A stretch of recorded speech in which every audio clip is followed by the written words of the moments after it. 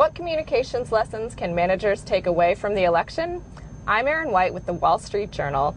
Here to talk about that with me is TJ Walker, who advises executives on effective speaking strategies as head of media training worldwide. Thank you so much for joining me, TJ. Glad to be here.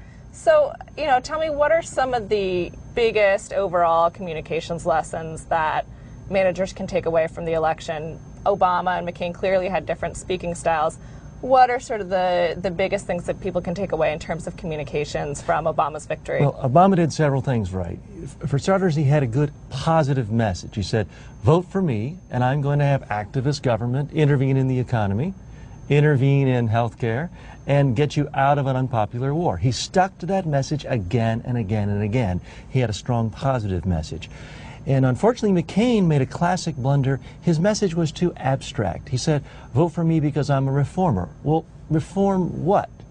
It's too abstract. He didn't give enough concrete examples. Ronald Reagan, for example, said, vote for me, I'm a reformer, but I'll reform by reducing taxes, strengthening defense. So it was specific and concrete. And unfortunately, McCain left things at the abstract level.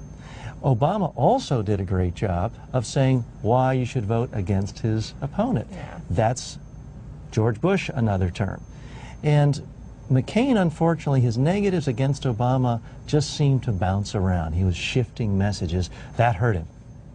So what are the most important sort of everyday tips that managers can take away from this in terms of what to apply in their daily situations? You've got to do three things. You've got to give a clear, compelling message of what's good about your product. If you're a candidate, you've got to say why you're the best candidate for this job.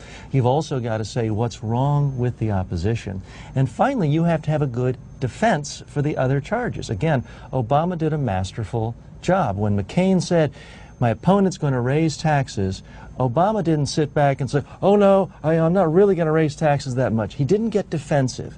The best defense is always an attack. Instead, every single time he said, I will cut taxes on 95% of the population, and McCain will give a $750,000 tax increase or tax cut to Wall Street CEOs. It then put McCain on the defensive. That is a picture-perfect way of handling negatives thrown your way. McCain, when accused of just continuing Bush policies, never had a good defense. Yeah. What about what not to do? What can managers take from that?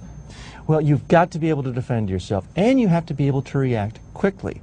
You can't just bounce around as McCain seemed to do with a different theme every day. But for example, when McCain said the economy is fundamentally strong, it was only a few hours before the Obama campaign had a snippet of that, ran it in a commercial to show again their message that McCain was out of touch and was not responsive to the economy. They used that to put him into the box of this is George Bush again. Whether you agree or disagree, you have to admit it was an excellent use of quick strategy, quick use of media, but consistent with themes that he'd used for months and months and months. That's why it was effective. Yeah. Thank you so much for joining me, TJ. Thank you.